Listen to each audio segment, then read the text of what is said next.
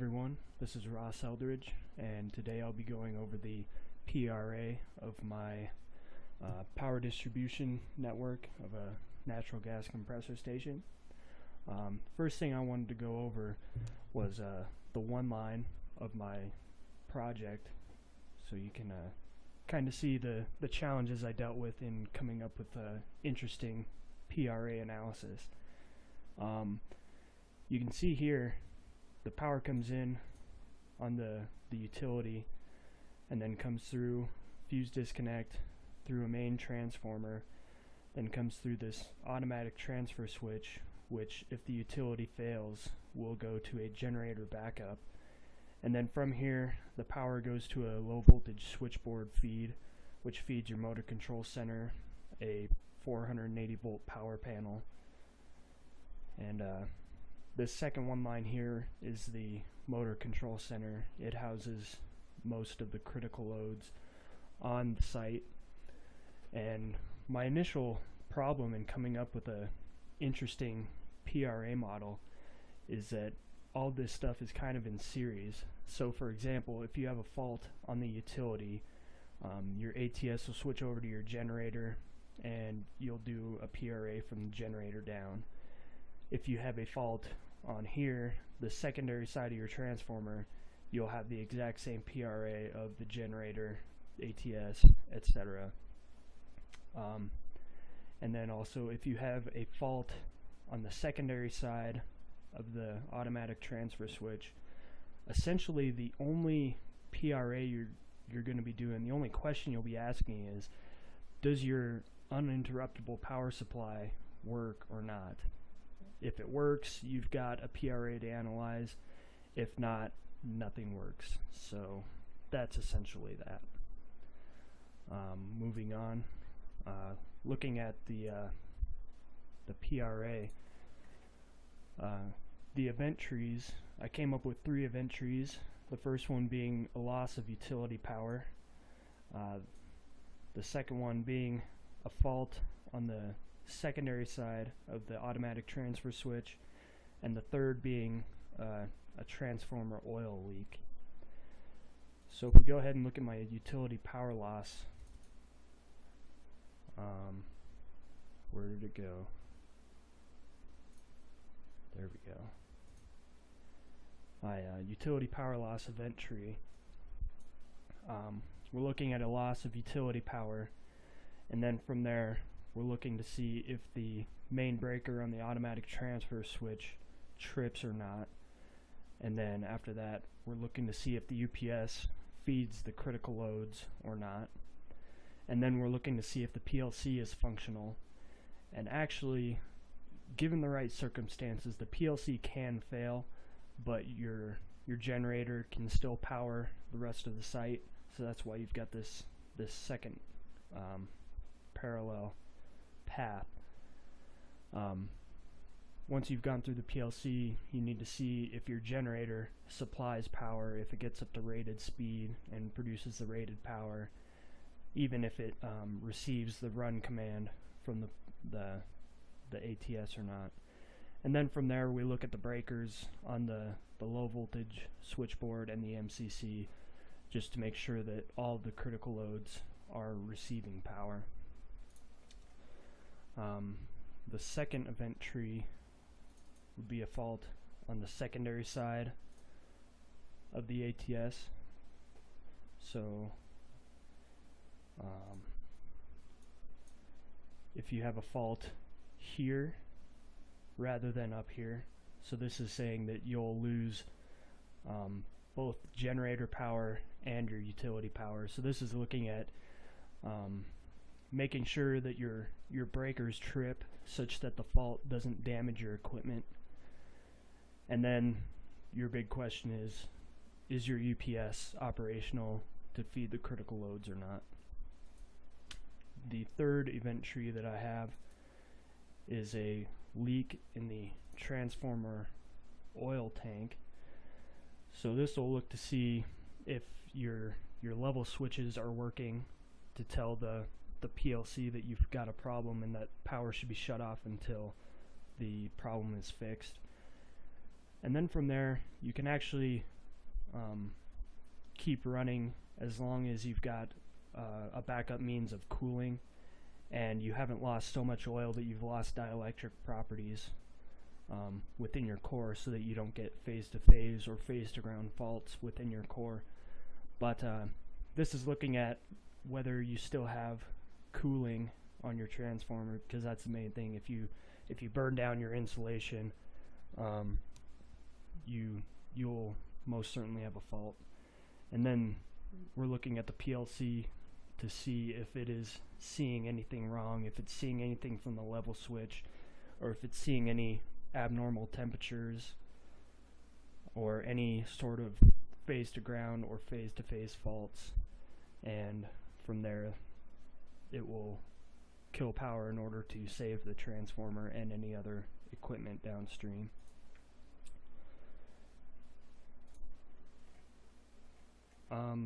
Looking at the fault trees, we'll just start at the top and work our way down.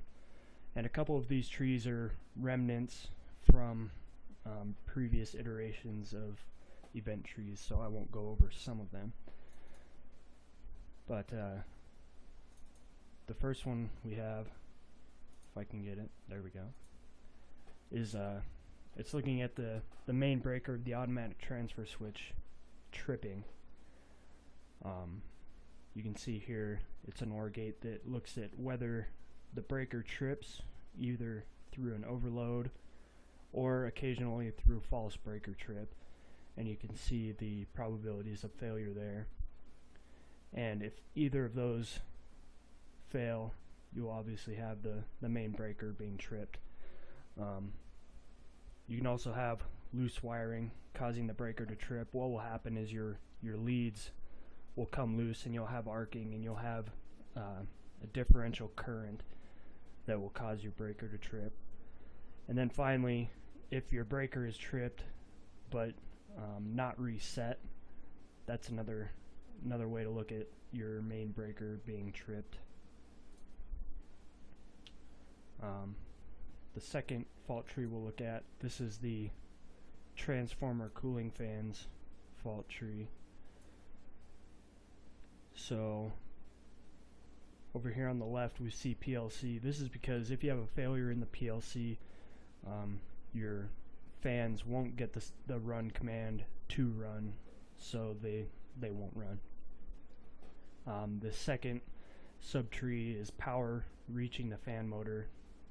Obviously you need power at the fan motors to get them running, and you can either lose the power for the fan through utility power failure, which could have also been modeled as a transfer function of the first event tree that I showed you, or the generator could fail, and actually you need both of those to fail to consider power for fan to be a failure. Or you could have your motor leads are open to the motor, and obviously if you don't have your leads connected to the motor, the power can't get to the motor. And then there's also mechanical type failures of the fans, either, for example, a fan blade being broken, or the airflow to or from the fan is blocked with dirt, other material, whatever gets in the way of the airflow from the fan. And then also you could just have a fan motor that fails, and that could cause your fault tree to fail. The next one we'll look at will be generator power. So these are looking at ways that the generator can fault. You can either have a fuel system delivery failure, the tank not being full of fuel. Obviously if there's no fuel, the generator can't run. And similar to that, if there's a leak in the fuel system, fuel not reaching the cylinders to fire, you'll have a failure of your generator. If your generator does not receive the run command, you won't start. The generator won't start, so obviously that's a failure there. the output breaker fails to close, that's where your generator gets up to rated speed, it's ready to deliver rated power, but the breaker doesn't close. So obviously you've got voltage on the line side, but it doesn't go through to the load. The generator fails to get up to start, fails to run, or fails to get up to speed.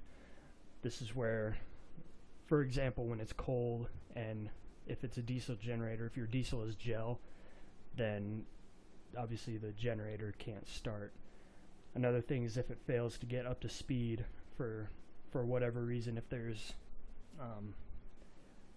for example, corrosion somewhere within your powertrain that's producing an additional load such that your generator can't get up to speed, it won't provide rated power.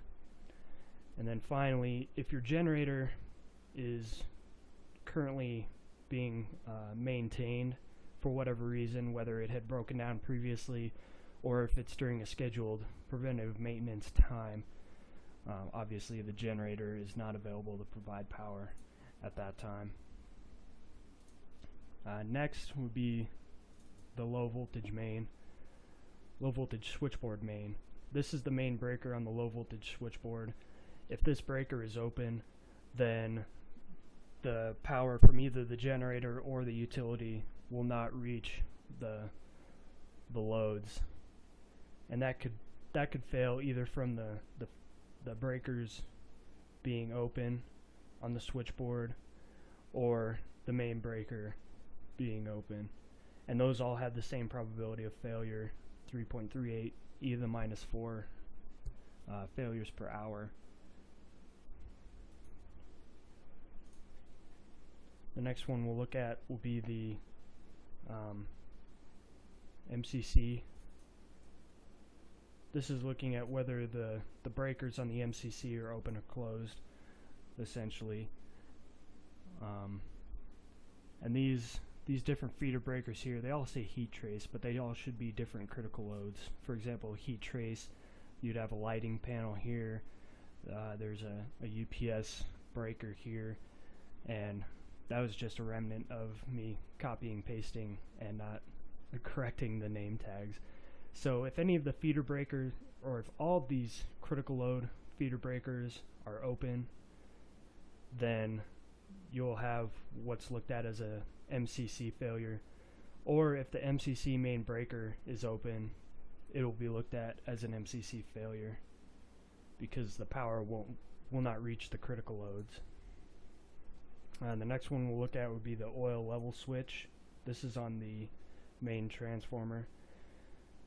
On this oil level switch, it's generally just a small switch with like a float that'll sit on top of the liquid level, and if those contact tips are welded closed from opening and closing too often, or if they're corroded open, you'll get potentially an incorrect signal to the PLC, and the appropriate measure wouldn't be taken. Or rather than having a problem at the contact, you could have a problem with your signal or with your PLC. So this is another transfer function to the PLC. If the PLC fails, obviously it won't see this level switch has failed. Or if you've got, for example, a broken wire going to the PLC or to the level switch, you wouldn't be receiving that signal from the level switch saying that something's wrong. Next one we'll look at will be the PLC fault tree. And this one has quite a few paths, but in general they're very robust, and I'll go through this really briefly. For the PLC to fail, one of the ways it could fail is control power loss. If your UPS fails, if your incoming power fails, or if your power supply fails, you won't be getting power to the PLC rack, and your signals won't be processed as they should be. So in looking at these different failure modes, as I said, the UPS could fail. You could have the utility fail for either a long failure or a short failure. And if that happens, the UPS would also have to fail. And also there should be a third parallel path with the generator, and I'll have to add that. So there would also be a third path in this AND gate with the generator failing. Or if you do have good AC power coming in, if your power supply fails on the PLC, you would lose control power. Another way that your PLC could fail is from bad signals going to or from your equipment, and that could be due to signal interference. You run too close to your power cables, you've lost your shield around your cables, your instrument cables somewhere. Things like that can affect the signal quality going to your PLC. Or you could have a broken wire connection between the instrument and the PLC. That could also cause a bad signal, or in this case a loss of signal. And then here we see a bunch of parallel paths. This would be due to bad I/O modules. So on your PLC you've got different modules. You've got analog input, analog output, digital input, digital output, RTD cards, various input-output cards that all of your instruments come back to and talk to a main processor. So I'm working under the assumption that your critical loads would be balanced between at least two different cards, so that at least 2 of the 12 cards on the rack would have to fail to have a whole site failure. So you've got your 12 cards here. If 2 of these cards fail, then you'll get a failure in this fault tree. If you only have 1, you'll still pass this fault tree. The final way that your PLC can fail is the processor. It could melt down, it could become corrupted, things of that nature can cause the PLC processor to fail, and then your whole PLC system would then fail. And then finally we have our UPS, the uninterruptible power supply, and its different modes of failure. It got a little bit confusing here. I had to read through a couple of times before I understood what these different failure modes were. So with the UPS you have a bypass mode, so that you're not feeding your loads, you're not attempting to feed your critical loads from both the UPS and from the utility power if you have it. You would only want to use the UPS if you've lost utility power and you don't have generator power. This is your fail-safe for those guys. So if your bypass fails and your load breaker fails, then that would be a failure of the UPS. So looking at this, if you lose generator power and you lose utility power, that would pass through this node. And if that happens, or if your bypass switch fails open, you'll pass through here. And then finally, if your load breaker fails, then you would finally have a failure. I'm sorry, that was an and. But then you would finally have a failure in this and your UPS would fail. Another failure mode is if your bypass is left on or closed and your utility fails. This means that your bypass breaker is closed so that your UPS can't feed the loads because the breaker there is essentially open. And those failure modes, your utility power would have to fail. You would also have your generator would have to fail, and you would have to leave the bypass breaker closed for that mode to fail. Other failure modes of the UPS, the battery can fail, the rectifier can fail, the inverter can fail, or you could have a common failure of your control module, which is basically your PLC of your UPS, so that it can't communicate when to provide power and when not to provide power.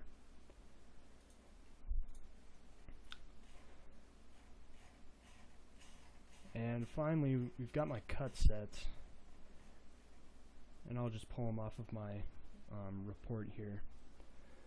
For the ATS fault, where there's a fault on the downstream side of the ATS, as you can see here, I had one essentially major failure and then one secondary failure.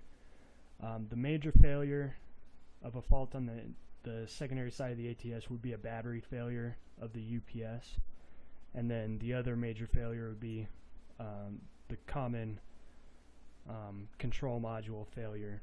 So if the batteries on the UPS fail or the